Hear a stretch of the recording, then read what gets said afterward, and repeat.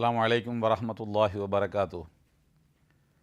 அல்ஹம்துலில்லாஹி ரப்பில் ஆலமீன் வஸ்ஸலாத்து வஸ்ஸலாமு அலா சய்யிதில் முர்சலீன் வ அலா ஆலிஹி வஸஹ்பிஹி அஜ்மஈன். அன்பார்ந்த டிடி தமிழ் தொலைக்காட்சி நேயர்களே, எல்லாம் வல்ல ஏக இறைவனுடைய அன்பும் அருளும் நம் அனைவர் மீதும் என்றும் நிலவட்டும். உலகத்தை உய்விக்க வந்த உத்தம திருத்தூதர் முஹம்மது நபி ஸல்லல்லாஹு அலைஹி வஸல்லம் அவர்களுடைய பிறந்த நாள் நிகழ்வில் உங்களையெல்லாம் சந்திப்பதில் மகிழ்ச்சி.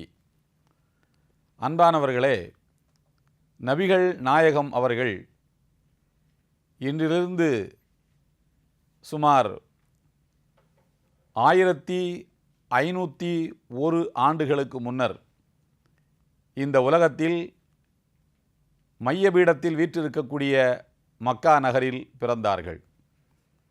63 ஆண்டு காலம் இந்த உலகத்தில் அவர்கள் வாழ்ந்தார்கள். தன்னுடைய கடைசி 10 ஆண்டு காலத்தில் அவர்கள் மதீனா நகரத்தில் ஓர் இஸ்லாமிய அரசை அமைத்தார்கள். அவர்கள் அமைத்த அரசு அதனை சுற்றியிருக்கக்கூடிய எல்லா பகுதிகளுக்கும் அமைதியை, நிம்மதியை சுவாசிக்க கொடுத்தது.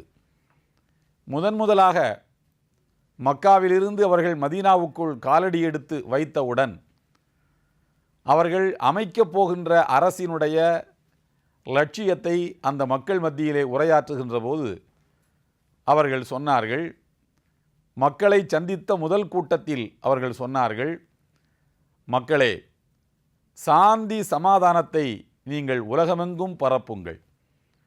உங்களுக்கு அறிமுகமானவர், அறிமுகம் இல்லாதவர் யாரை பார்த்தாலும் உங்கள் மீது இறைவனுடைய சாந்தியும் சமாதானமும் என்றும் நிலவட்டும் என்கின்ற வாழ்த்துக்களோடு அவரை நீங்கள் சந்தியுங்கள் என்று சொன்னார்கள். இரண்டாவது அறிவுரை, வஅத்இமு தஆம், பசித்தோருக்கு நீங்கள் உணவளியுங்கள். மூன்றாவது அறிவுரையில் சொன்னார்கள், வஸல்லு பில் லைலி வன்னாசு நியாம், உலகமெல்லாம் உறங்கிக் கொண்டிருக்கக்கூடிய வேளையில் நீங்கள் விழித்தெழுந்து தனிமையில் நள்ளிரவு நேரம் கடந்த வேளையில் இறைவனை வணங்குங்கள். இந்த மூன்றும் உங்களுடைய வாழ்வில் இருக்குமானால் அமைதியாக, நிம்மதியாக இறைவன் உங்களுக்கு தயாரித்து வைத்திருக்கக்கூடிய சுவர்க்கத்துக்குள் நீங்கள் செல்ல முடியும் என்று சொன்னார்கள்.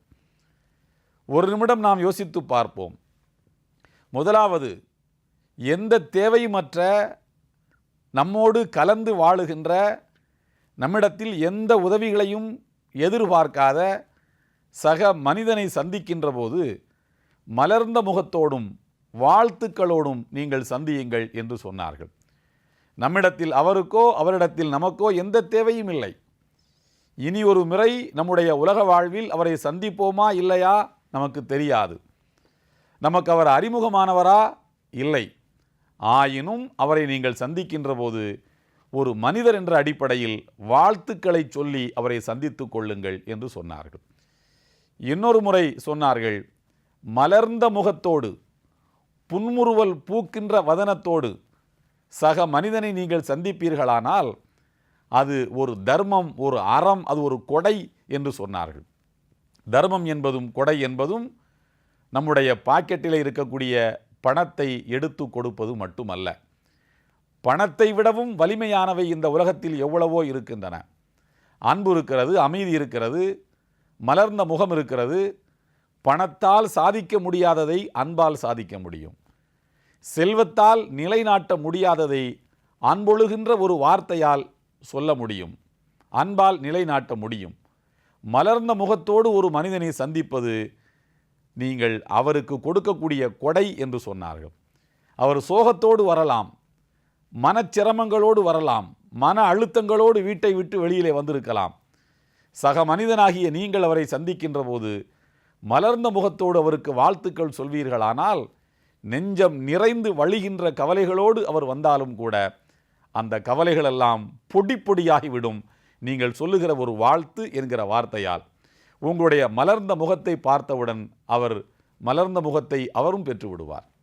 எனவே நீங்கள் உலகமெங்கும் அமைதியை பரப்பக்கூடியவர்களாக இருங்கள்.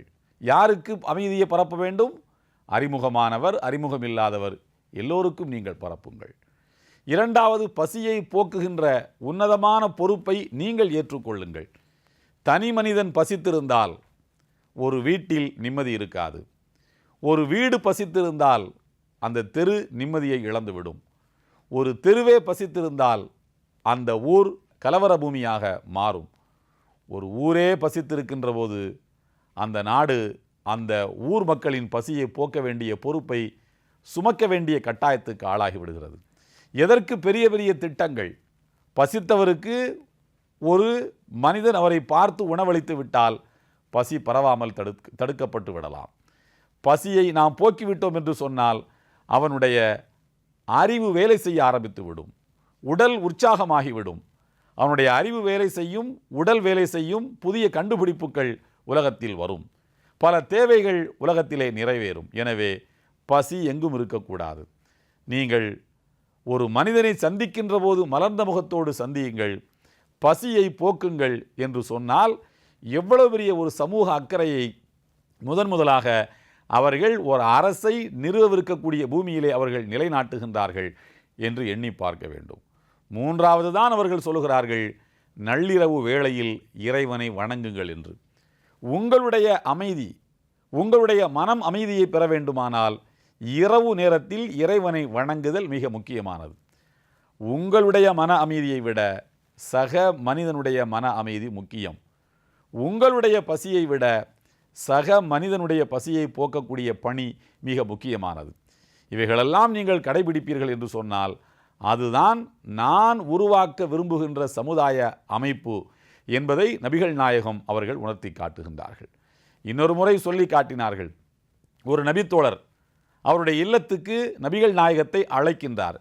எங்கள் இல்லத்துக்கு நீங்கள் வந்தே ஆக வேண்டும், உங்களுடைய கால்கள் எங்கள் இல்லத்தில் பட வேண்டும், நாங்கள் தருகின்ற விருந்தை நீங்கள் தயவு செய்து உண்ண வேண்டும் என்று மனமு வந்து அழைக்கின்றார். அழைக்கின்ற போது அவர் வழமையாக அவருடைய வீட்டில் அவர் உட்காருகின்ற இருக்கையில் நபிகள் நாயகத்தை அமரச் சொல்லுகிறார். நீங்கள் என்னுடைய இருக்கையிலே, இந்த இருக்கையிலே அமருங்கள். அது சொகுசு இருக்கை, அவர் மாத்திரம் அமரக்கூடிய இருக்கை. அவரை பார்க்க வருகிறவர்கள் அவருக்கு எதிரிலே அமருவார்கள். இதுதான் இன்றைக்கும் நாட்டில் இருக்கக்கூடிய நடைமுறை எல்லா இல்லங்களிலும். அதுபோல அவர் என் இருக்கையிலே நீங்கள் அமருங்கள் என்று சொல்கிறார். நபிகள் நாயகம் ஸல்லல்லாஹு அலைஹி வஸல்லம் சொன்னார்கள், எந்த இல்லத்துக்கு சென்றாலும் அந்த வீட்டின் உரிமையாளரின் அனுமதி இன்றி அவர் இருக்கின்ற இருக்கையில் நீங்கள் அமர வேண்டாம் என்று சொன்னார்கள். வீட்டின் உரிமையாளர் ஒரு இடத்தில் அந்த இடத்தில் அமர்ந்தால் வீட்டை அங்கிருந்து கொண்டு எல்லா பக்கமும் பார்த்து விடலாம் என்பதற்கு ஏற்ப அவர் ஒரு இருக்கையை அமைத்திருப்பார். அந்த இடத்தில் போய் அவர் அனுமதித்தால் உட்காரலாம், இல்லை என்றால் அனாவசியமான பார்வைகளை தவிர்க்க வேண்டும். அதற்காக அவருடைய அனுமதியின்றி நீங்கள் அமரக்கூடாது என்று சொன்னார்கள். ஒரு வாகனத்தை ஓட்டுகின்ற போது அது உயிருள்ள வாகனம், ஒட்டகமோ கழுதை, கோவேறு கழுதையோ, இது போன்ற உயிருள்ள வாகனங்களாக இருந்தாலும் சரி, அல்லது மோட்டார் வாகனங்களாக இருந்தாலும் சரி, ஒரு வாகனத்தை அவனுடைய உரிமையாளரின் அனுமதியின்றி நீங்கள் ஓட்டக்கூடாது என்று சொன்னார்கள். எவ்வளவு அற்புதமான வழிகாட்டுதல் தெரியுமா? அந்த வாகனம் எப்படிப்பட்ட நடைமுறைக்கு பழக்கமாக இருக்கிறது. அழுத்தி அதை நிறுத்த வேண்டும் என்று சொன்னால் அழுத்தி பிடிப்பதா அல்லது இலகுவாக பிடித்தால் போதுமா? புதிதாக வாகனத்தை ஓட்டுகிறவர்கள் பழக்கமில்லாத வாகனத்தை ஓட்டுகிற போது விபத்துக்கு ஆளாகி விடுகின்றார்கள். அது மிருகங்கள் போன்ற வாகனங்களாக இருந்தாலும் சரி, மோட்டார் வாகனங்களாக இருந்தாலும் சரி. இப்படி ஒரு மனிதன் அன்றாட வாழ்வில் தன்னுடைய வீட்டை விட்டு வெளியிலே வந்துவிட்டால் சமூக வாழ்வில் அவன் கடைபிடிக்க வேண்டிய அக்கறையுள்ள பல நல்ல ஒழுக்கங்களை நபிகள் நாயகம் ஸல்லல்லாஹு அலைஹி வஸல்லம் அவர்கள் உலகத்துக்கு காட்டியிருக்கின்றார்கள்.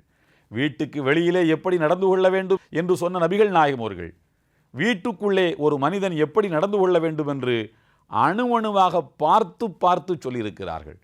அனாவசியமாக உங்கள் குரல்களை நீங்கள் உயர்த்தாதீர்கள், எதை பேசினாலும் மென்மையாகவே பேசுங்கள், அதிர்ந்து பேசாதீர்கள் என்று சொன்னார்கள்.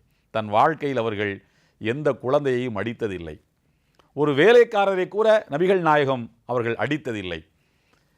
அவர்கள் இஞ்சி, பூண்டு, வெங்காயம் போன்ற பொருட்களை அவர்கள் சாப்பிட்டதில்லை. யாரையும் முரட்டுத்தனமான வார்த்தைகள் கொண்டு அவர்கள் திட்டியதில்லை. கெட்ட வார்த்தைகளை அவர்கள் பேசியதே இல்லை. அப்படிப்பட்ட ஒழுக்க சீலராக வாழ்ந்து நமக்கெல்லாம் வழிகாட்டி இருக்கக்கூடிய நபிகள் நாயகம் அவர்களுடைய பிறந்த நாளில் அவர்களுடைய வாழ்வில் அவர்கள் சொன்ன அறிவுரைகள் அனைத்தையும் ஏற்று நடக்கக்கூடிய நல்ல வாய்ப்பினை நாம் ஏற்படுத்தி கொள்ள வேண்டும். எல்லாம் வல்ல ஏக இறைவனுடைய அன்பும் அருளும் நம் அனைவர் மீதும் என்றும் நிலவட்டும்.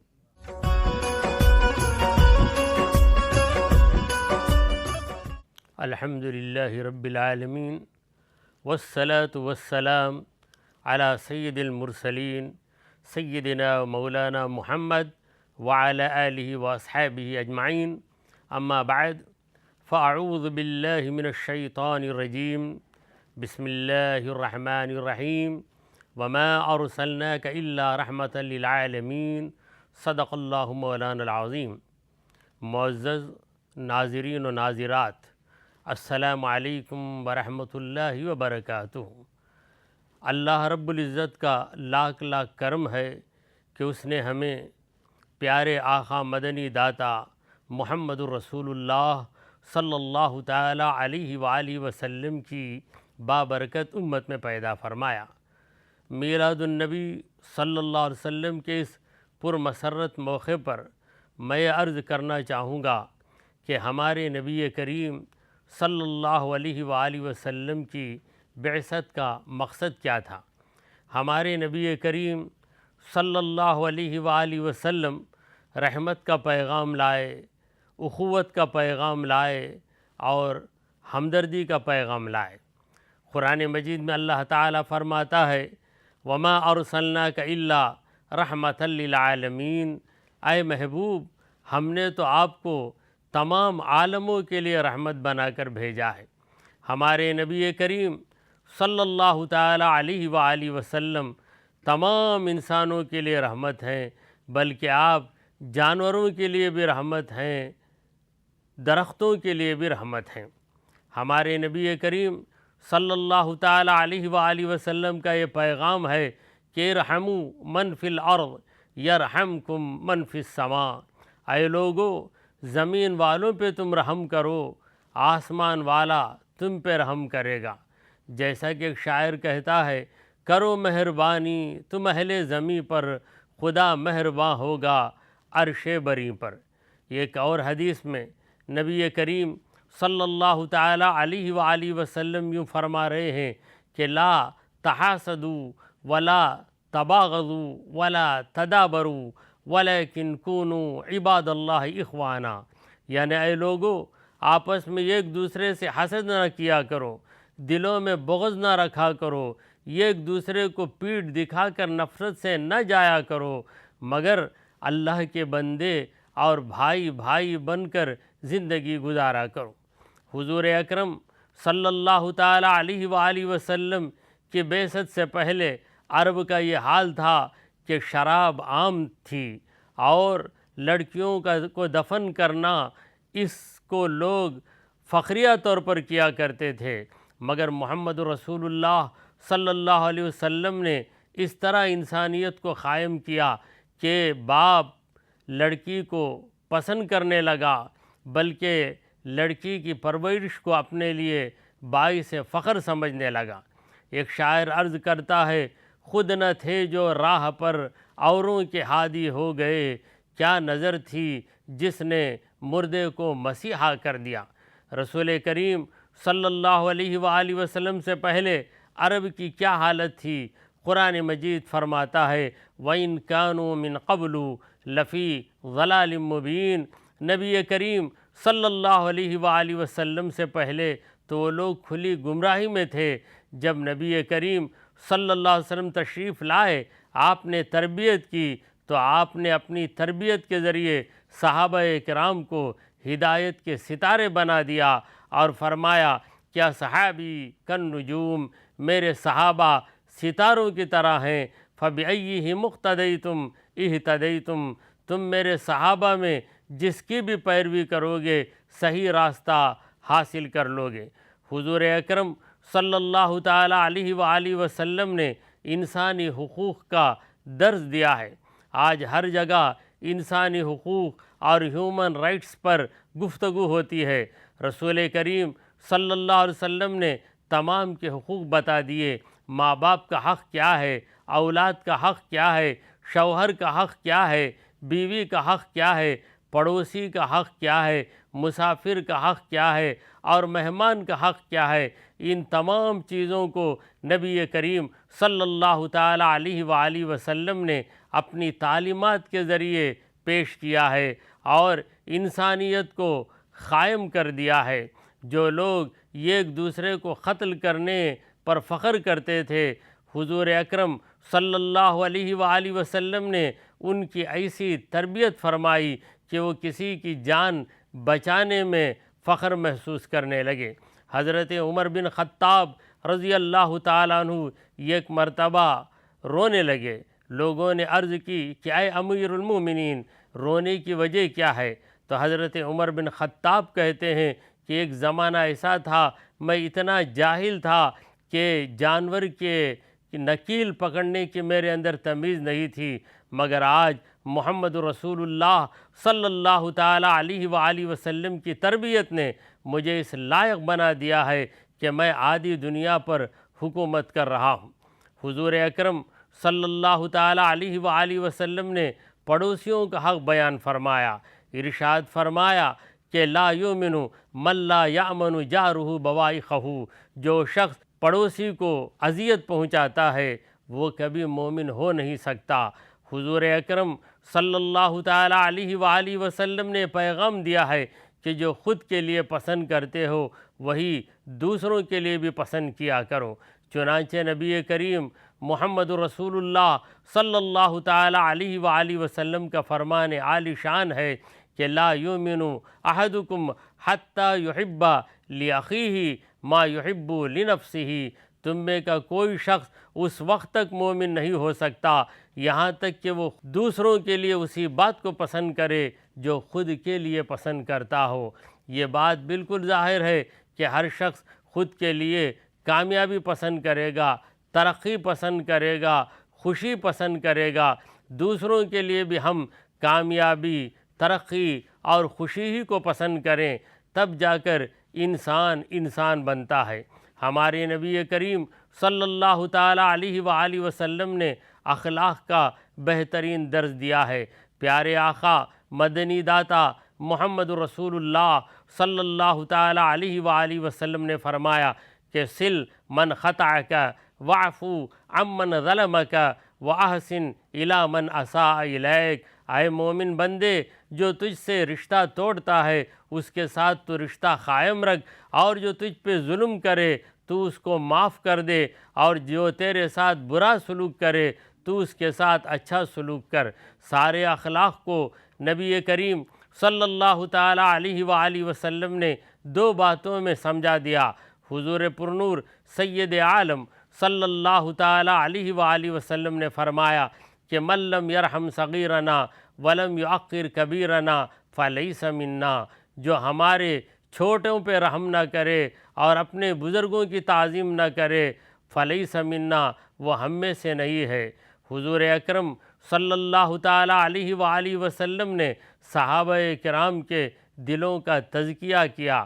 حضور اکرم صلی اللہ تعالیٰ علیہ وآلہ وسلم نے تکبر، حسد اور حرص جیسی بری چیزوں سے منع کیا، اور ہمیں یہ حکم دیا ہے کہ ہم دوسروں کے دکھ کو سمجھیں، درد کو سمجھیں اور دوسروں کے کام آئیں۔